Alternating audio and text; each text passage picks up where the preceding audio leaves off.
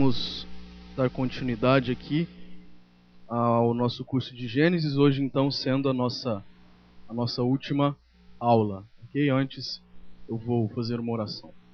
Senhor Deus, nós estamos na Tua presença, gratos por esse instante de comunhão que nós temos aqui com os nossos irmãos, com o Senhor.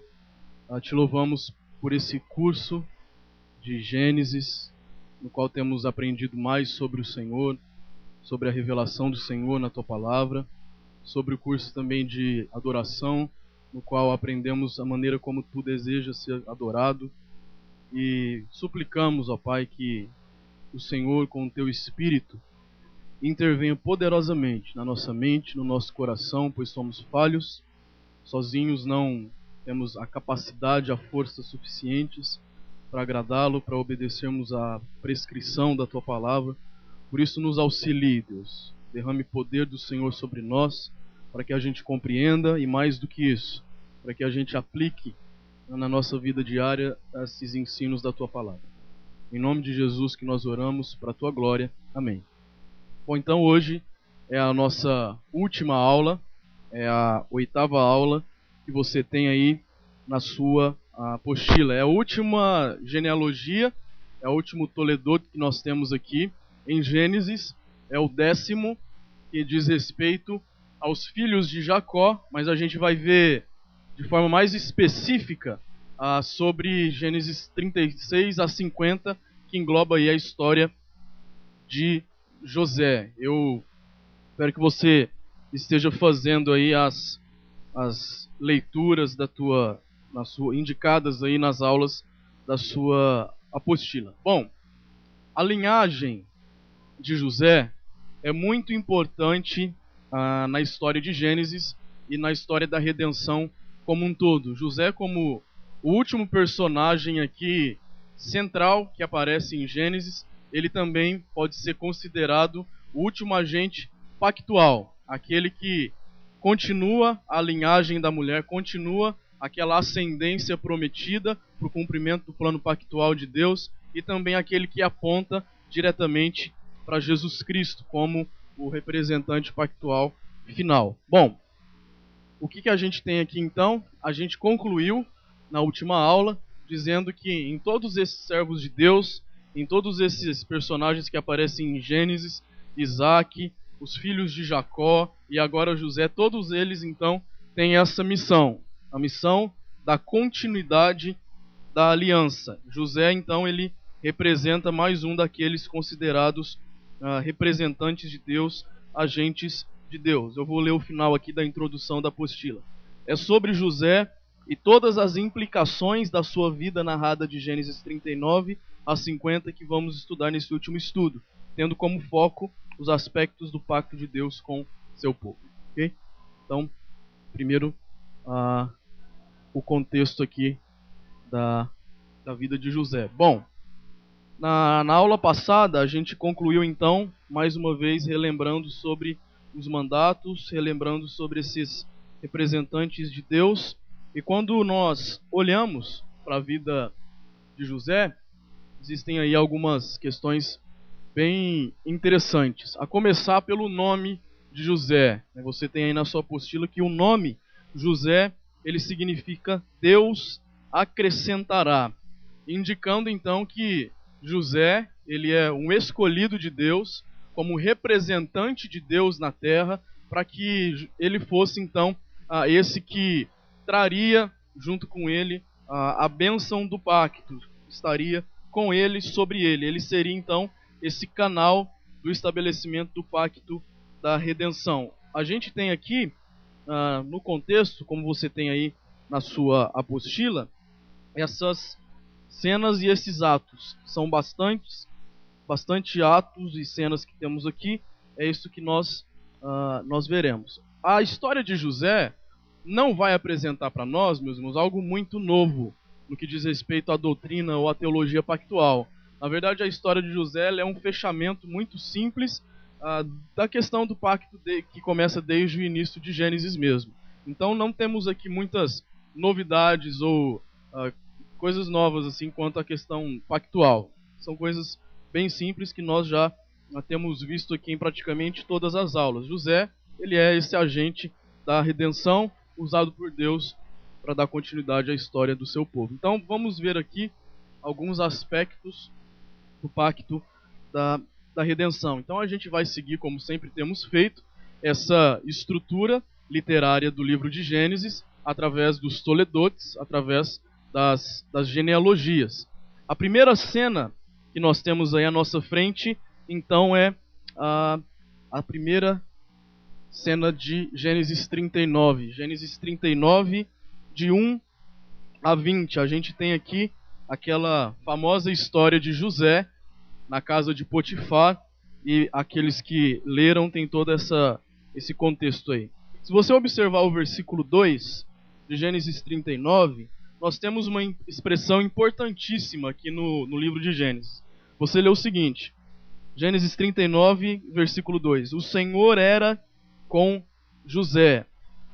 Lá também no versículo 21, de Gênesis 39, novamente nós temos essa expressão. Versículo 21 diz: o Senhor, porém, era com José, ele foi benigno. Essa expressão ela é muito importante, porque ela indica aqui de forma muito direta a bênção do pacto da criação sobre José.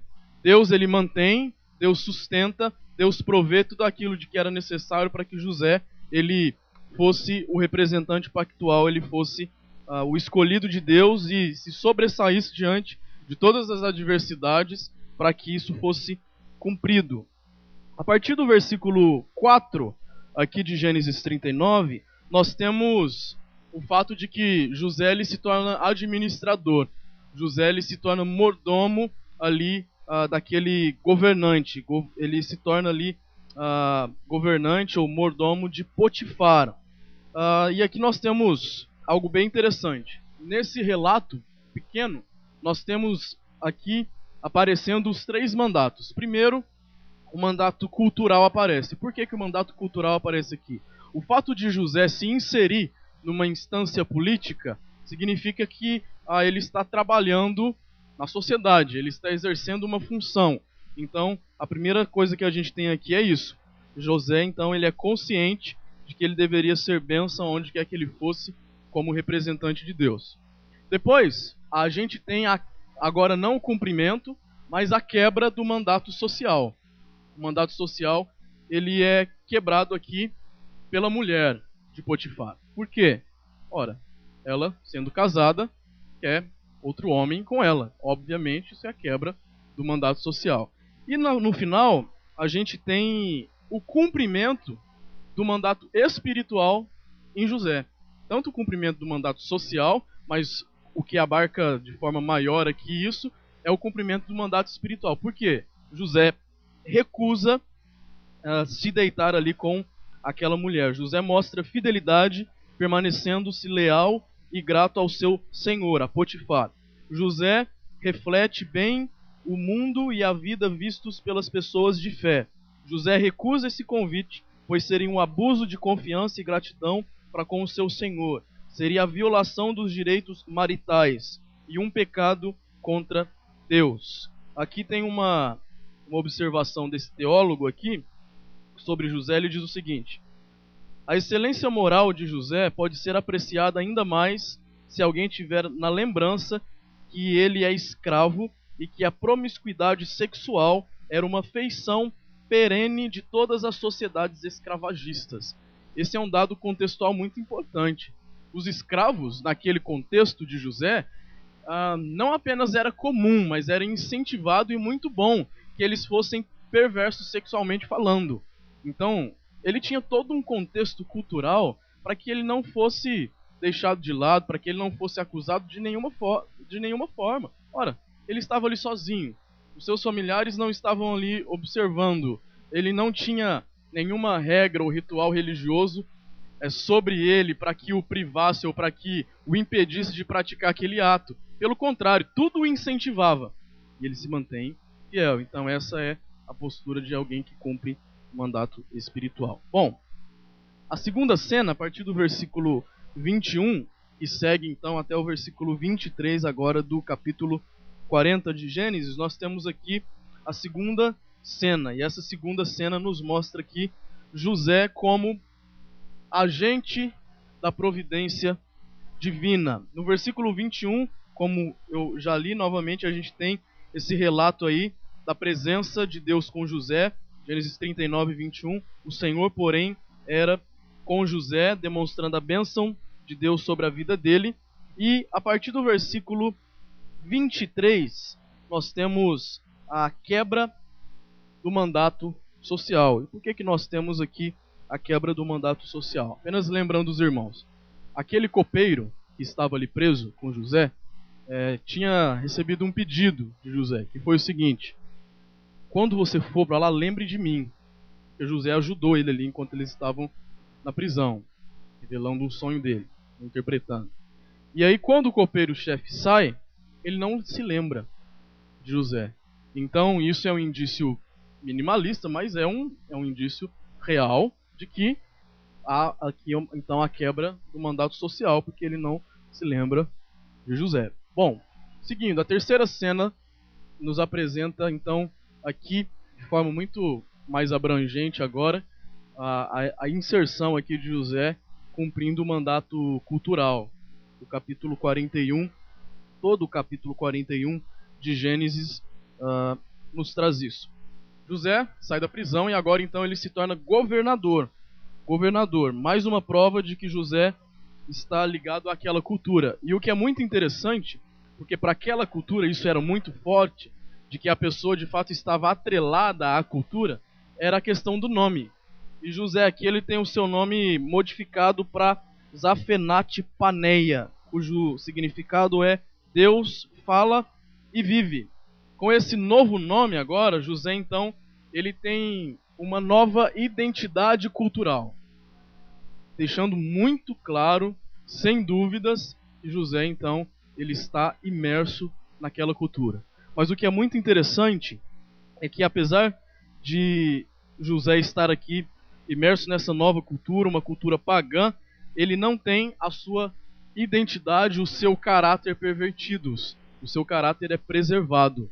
Isso é muito interessante. Isso tem uma aplicação muito forte para nós, cristãos.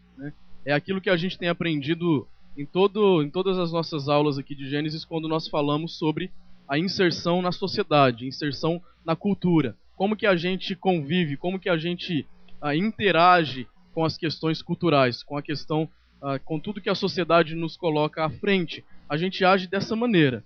A gente se envolve sim, mas a gente não perde a nossa identidade. É isso que Jesus Cristo, quando estava orando ao Pai, na sua famosa oração sacerdotal, lá em João, capítulo 17, ele orou ao Pai. É isso que significa quando Jesus disse: eu peço não que os tires do mundo, mas sim que os guardes do mal. Ou seja, o crente não é para ser alienado daquilo que está à sua volta.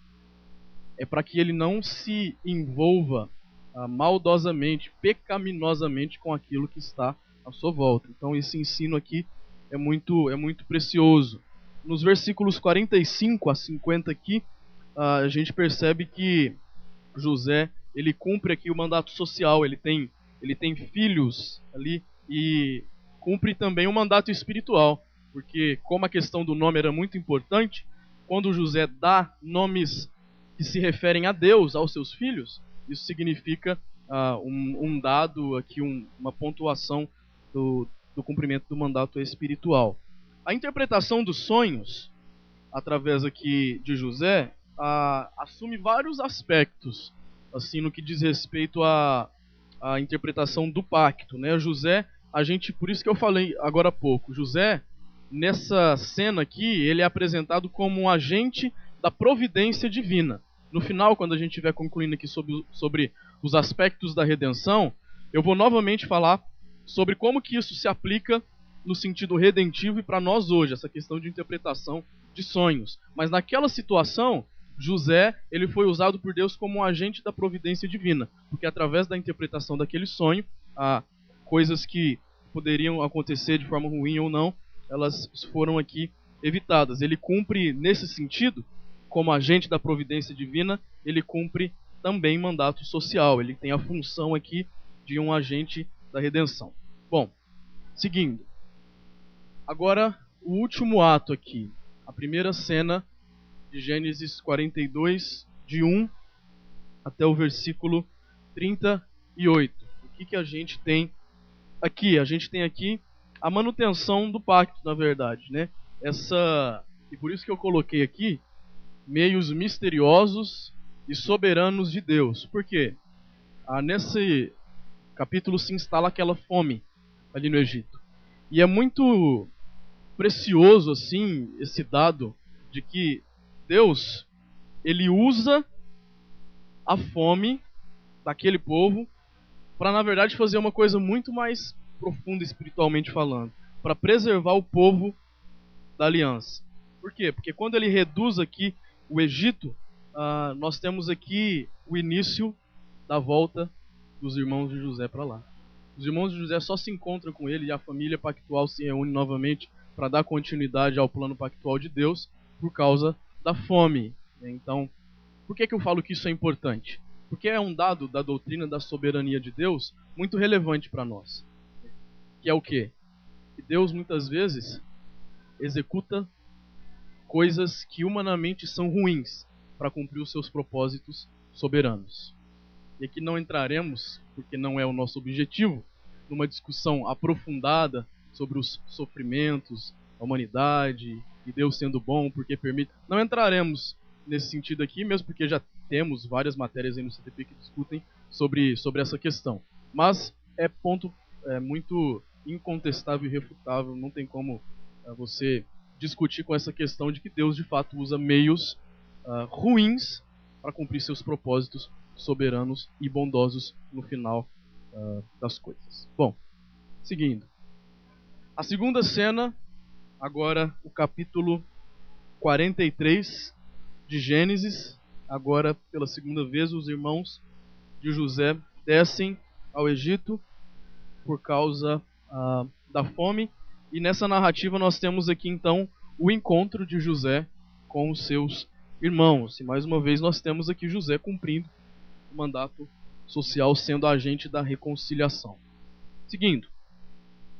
A cena 3, agora de Gênesis 44, versículo 1 até o capítulo 45, versículo 15. O que nós temos aqui? Nós temos aqui então a estratégia de José para que os seus irmãos permaneçam ali, e temos todo esse diálogo, todo esse conhecimento agora aqui de que José realmente era ele por parte dos seus irmãos, e temos todo esse desdobramento aqui muito, muito interessante.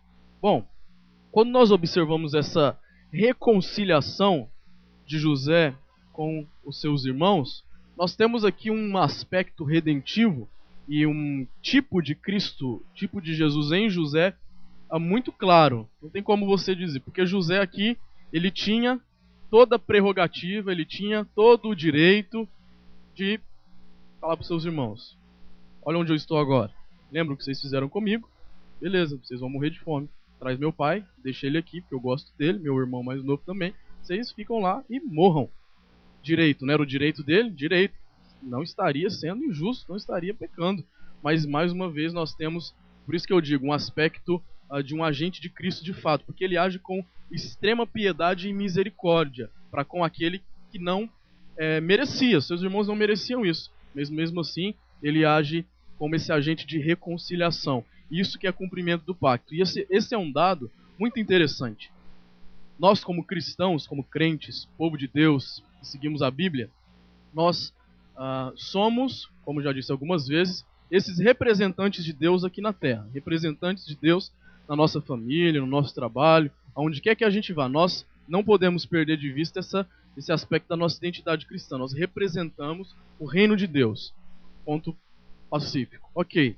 Nesse sentido, é óbvio, é direto, é claro, é uma consequência que nós, muitas vezes, para que de fato sejamos representantes desse Deus, teremos que deixar algumas prerrogativas do nosso direito de lado para fazer o bem. Para fazer o bem para outros, mesmo que esses outros não não mereçam. Então, nesse sentido, nesses trâmites da reconciliação, nós temos aqui o cumprimento também de outro mandato, que é o mandato social. José e seus irmãos, então agora já unidos, eles são considerados agentes pactuais, porque deles viria o povo de Deus, Israel. Com a manifestação da reconciliação, emerge então, surge aqui uma família amorosa, que reluz integridade e amor mútuo. Nutrindo paz, os irmãos agora se prontificam a ser povo de Deus no meio do Egito. Esse autor aqui, tem na apostila, ele diz o seguinte: todos os episódios na vida de José contribuem para demonstrar como os propósitos de Deus são finalmente cumpridos, e a despeito dos atos humanos, se são ou não atos moralmente certos, independentemente daquilo que aconteceu, se foi bom ou ruim. No final, o propósito de Deus bom será cumprido, mesmo que a gente às vezes nem veja mesmo, mas aquilo vai ser cumprido. Bom, e aqui por final, na última cena, aqui, que vai, na verdade, na última cena desse ato aqui, que vai lá de 45:16 até capítulo 46, versículo 27, antes do encontro de José com Jacó, nós temos essa cena que é muito interessante. O que a gente tem aqui? Aqui nós temos o início do cumprimento da promessa lá de Gênesis 12. Qual que foi a promessa de Gênesis 12 a Abraão? A promessa de que Abraão seria bênção para todas as famílias da terra. E olha, mais uma vez, o plano soberano de Deus acontecendo aqui.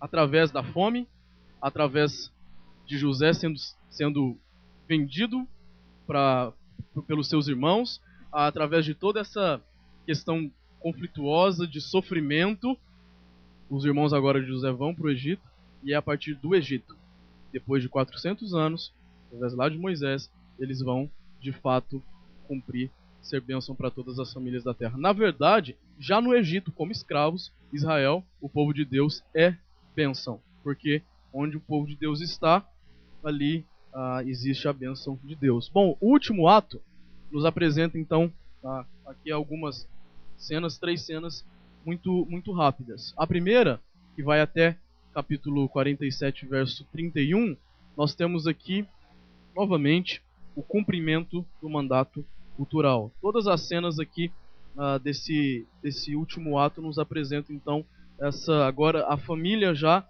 redimida, a família pactual já ali no Egito, todos juntos, e nós temos então aqui a administração de José sobre o Egito. Nessa cena nós temos a dependência e a prosperidade dos israelitas durante os últimos 5 anos da grande fome. Isso tudo é um fato notável, o que é um contraste com a luta dos egípcios. A segunda cena, o final já aqui de Gênesis, partindo dos aspectos finais. Bênçãos de Jacó, sinal da presença de Deus. Nós temos aqui aquela famosa bênção de Jacó sobre os seus filhos, o que indica novamente como o pai, o patriarca, aquele representante ali com maior autoridade do pacto, quando ele dá essa bênção para o povo, então é um sinal de que Deus de fato manteria o seu povo. E a última cena, muito importante, que nós temos aqui, em todo esse capítulo 50 aqui, até o final, nós temos esse vislumbre, essa amostra aí da redenção final. A partir de Gênesis 50, versículo 15, quando os irmãos de José pensam que por Jacó ter morrido, agora o irmão se vingaria deles, nós vemos mais uma vez José cumprindo o mandato social. Nessas últimas cenas, nós temos aqui os aspectos da vida da família da aliança que caminham rumo ao vislumbre da terra prometida, ou seja, a redenção final. Versículos 25 de Gênesis 50 nos diz: José fez jurar os filhos de Israel, dizendo: certamente Deus vos visitará, e fareis transportar os meus ossos daqui. Então, esse dado dos ossos aqui, né, é muito interessante, porque é Deus ali inspirando e iluminando ele para confirmar a promessa pactual para o povo de que eles iriam para aquela terra que desde ali de Abraão havia sido prometida. Na aliança, então, finalmente, Deus, ele é o fiel e soberano. José apenas participa da aliança eterna, tendo a lei de Deus no seu coração. Sobre isso, finalmente, então, Bruce Walk nos diz o seguinte: a narração teológica acredita a Deus todas as vantagens de José. Ele controla o futuro de José, e ao seu fiel, ele deve confiar em Deus, mesmo em face do tratamento injusto. Bom, então é isso que a história de José nos conta. Resumindo, a história de José, então, uma história calamitosa, cheia de sofrimento, cheia de duras experiências, mas que através desse sofrido, cheio de maldade contra ele, Deus mantém o seu pacto. Então, mesmo tendo pessoas à sua volta, contrárias a ele, maldosas, Deus usa ele mesmo, Deus usa José para cumprir o seu plano. Bom, vocês então têm aí essa tabelinha dos mandatos, é tarefa para vocês fazerem em casa, e agora a gente vai partir para o final aqui dos aspectos do pacto da redenção. Bom, como é muito claro, José, sem dúvida, ele é um agente da redenção. Por quê? Como agente da redenção, aquele que cumpre o que Cristo faria. Então ele é um representante fiel de Cristo. Existe um padrão muito interessante de humilhação e exaltação que se coaduna diretamente com o estado de humilhação e de exaltação do próprio Jesus Cristo. A gente tem esses dados aqui, né? José, ele é exaltado sobre a casa de Potifar, ali como o governante, como o ajudador dele. Mas depois, por ter sido ali acusado injustamente pela mulher de Potifar, ele é humilhado na prisão. Depois, novamente, agora ele é exaltado na casa do carcereiro, lá dentro ainda. E por aquele copeiro ele é humilhado, porque ele é esquecido na prisão novamente. Isso é só um exemplo de tudo o que acontece, desses altos e baixos de humilhação e exaltação que acontece na vida de José. Nós podemos aplicar isso diretamente para a vida de Jesus Cristo. Nós sabemos que a obra de Cristo é composta de duas fases, de dois momentos: a humilhação de Cristo e a exaltação de Cristo. A humilhação de Cristo diz respeito ao fato de ele, sendo Deus, ter se humilhado e se tornado homem como de nós. Ao fato dele ter sofrido nessa terra, ter passado por tentações, ao fato dele ter sido crucificado. Esse é o momento de humilhação de Cristo. Mas Cristo também tem o seu momento de exaltação, que é o quê?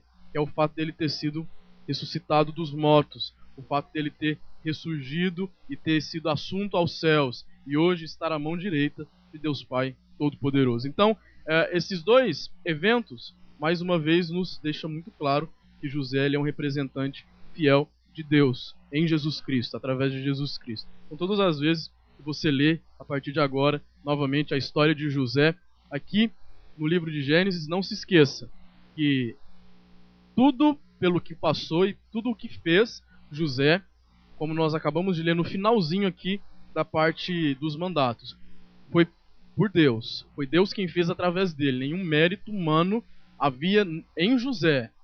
Contudo, Deus, ao usá-lo, o fez um representante fiel da redenção, um indicativo de Jesus Cristo. Então, quando nós lemos aqui tudo isso que José fez de bom, olha, ele recebeu os seus irmãos, como ele é bondoso, é Cristo, não é José, é Cristo. Olha como José é bondoso, tá vendo? O homem é bom sim, olha lá, ele fez tudo isso, é Cristo, não é José, é Cristo ali. Então esse aspecto é muito importante. Um outro dado redentivo aqui, que a gente pode dizer que é muito óbvio também, é esse fato de que José ele foi o meio de salvação para o mundo. Por que para o mundo? Ora, naquela época, o mundo conhecido era no entorno do Egito ali. O Egito era a potência maior em torno de todas aquelas nações circunvizinhas ali. E o mundo estava passando por aquele momento de fome. E é através de José que aquele alimento durante os outros anos são guardados e aquele povo não sucumbe à morte pela fome. E daqui a gente pode fazer um paralelo direto a Jesus Cristo.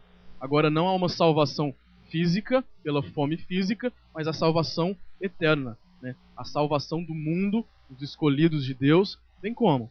Vem através de Jesus Cristo, da obra de Cristo. Então, essa aplicação direta aqui também é interessante. Bom, finalmente então a questão da interpretação dos sonhos. Quando nós vemos aqui, então, que José ele interpreta sonhos, essa é uma outra característica de José como agente da redenção.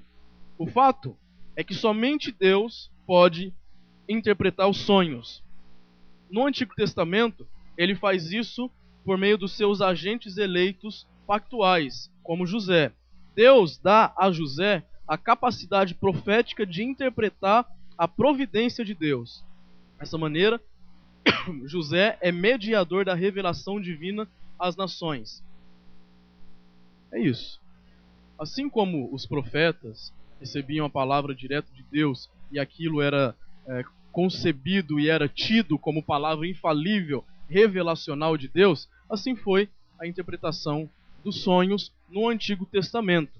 E a gente sabe, quando nós lemos, por exemplo, a Epístola de Paulo aos Colossenses 1, 15 a 23, Epístola aos Hebreus, capítulo 1, e muitos outros textos no Novo Testamento, nós sabemos que esse processo, como temos aprendido muito, por sinal, aqui na escola dominical também, esse processo revelatório, revelacional, ou seja, palavra que vem de Deus e flui direto de alguém para outras pessoas, é finalizado em Jesus Cristo. Jesus Cristo é a revelação final. Ele é a palavra encarnada. E o que nós temos hoje como palavra escrita, revelação de Jesus, é suficiente, é pleno, para que nós entendamos qual é a revelação de Deus para nós. Toda essa sabedoria de José vista aqui em Gênesis contra os sábios do mundo exibe então aqui a superioridade da sabedoria de Deus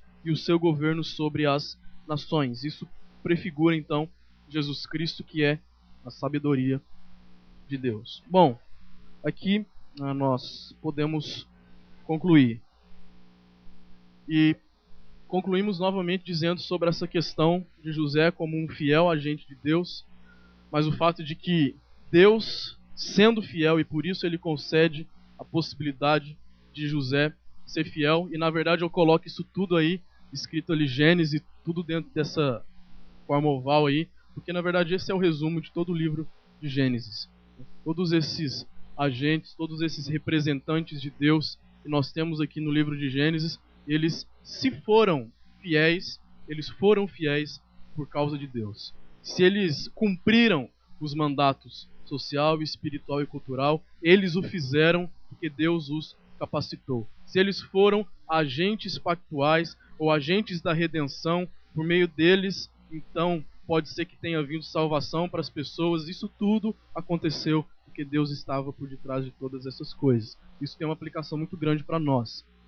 Quem age em tudo, sobre todos, é Deus, de quem nós obrigatoriamente devemos depender totalmente. Então, se nós conseguimos ser fiéis em alguma coisa, se nós conseguimos fazer algumas coisas boas, se nós cumprimos, às vezes, as nossas responsabilidades espirituais, sociais, culturais, na inserção com a sociedade, dando testemunho, enfim, isso tudo acontece pela graça imerecida de Deus, pela bondade de Deus através do Espírito em nós, e não porque temos algo diferenciado, não porque somos melhores do que outros. Isso tudo é usado pelo próprio Deus para o cumprimento da sua promessa, para o cumprimento da promessa para com os seus filhos.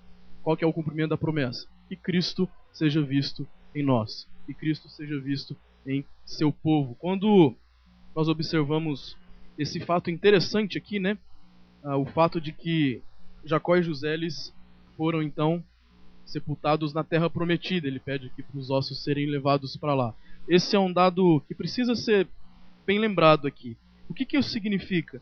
Isso significa que o cumprimento do desfrute, o começo do desfrute da promessa de Deus, ela não começaria plenamente aqui em Gênesis.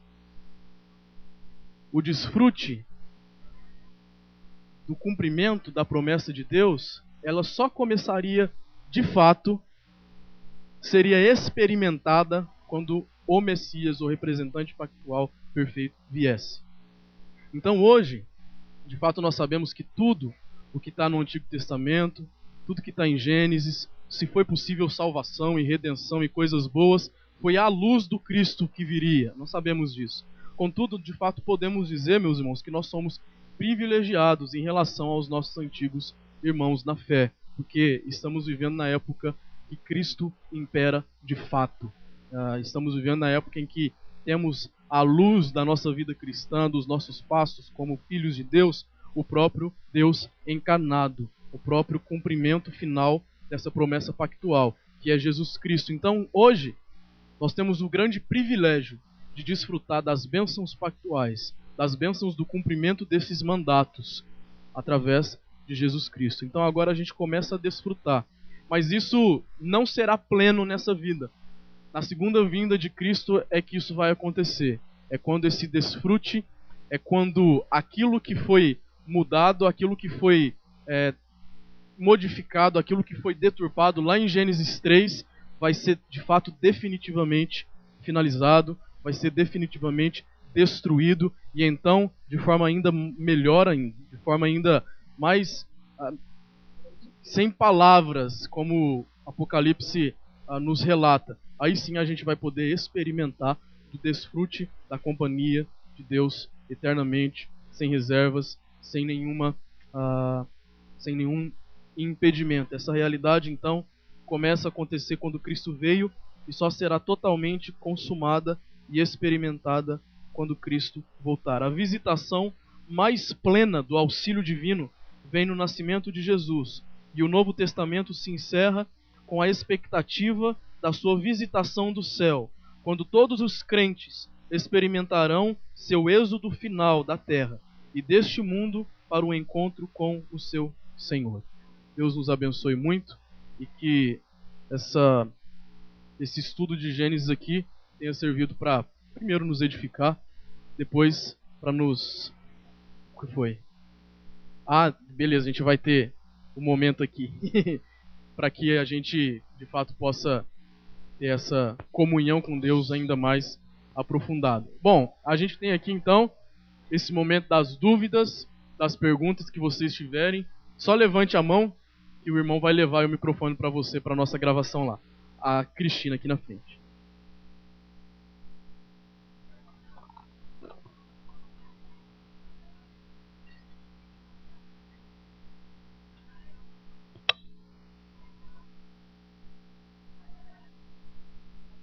Uma dúvida quanto ao pacto, né? Que José era o agente do pacto. Por que até Jacó aconteceu uma sequência aí, né? Aí a partir de Jacó, a descendência de Jesus aí muda, a ascendência no caso, que fica para Judá, né? Eu queria entender o porquê disso. Por que não é José que dá essa sequência? Bom, eu tenho que ir lá no texto. Espera aí rapidinho. Só um minuto.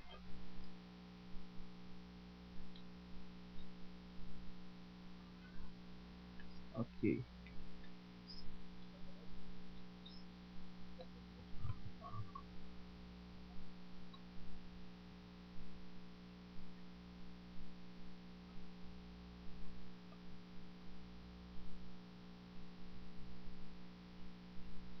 Olha, eu creio, eu não textualmente, a gente não tem nenhuma lógica pela escolha, né, da ascendência aqui, porque nos nomes nós não temos nada nesse sentido, e até mesmo na questão do nascimento aqui, que eu lembre agora pelo menos. Eu creio que essa escolha da ascendência aqui de fato ter sido Judá, o escolhido, foi por aquele fato dele da Tamar. Por quê? Porque quando a gente analisa essa questão da ascendência de Jesus, foi bem proposital da parte de Deus colocar ascendentes do Messias que não tinham muito lá a ver com a história normal. Então é por isso que a gente explica também de Ruth, por exemplo, ter ter estado na ascendência ali de Jesus Cristo, né? Ou, por exemplo, como chama aquela... Não, quer ver? Deixa eu abrir em Mateus 1 aqui, que aqui tem. Peraí.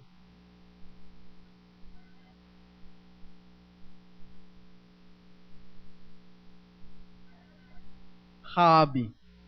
Esse também é um motivo de Raabe ter sido inserido. Você vê isso lá em Mateus 1, versículo 4, ter sido inserida na ascendência de Jesus. Então, minha resposta agora é essa. É bem provável que tenha sido por isso, por Judá não se enquadrar, de fato, na ascendência natural do Messias. Por isso que foi ele escolhido. Mas é bem possível, porque não estou lembrando agora, mas é bem possível que haja outras explicações coerentes nesse sentido. Essa é a que eu posso dar para você agora, que eu lembro. Tá bom?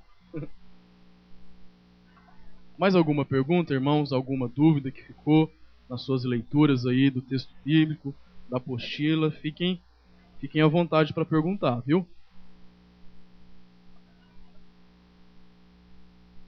Não? Nenhuma pergunta? Então, ok. João, você quer dar um aviso aqui pro pessoal?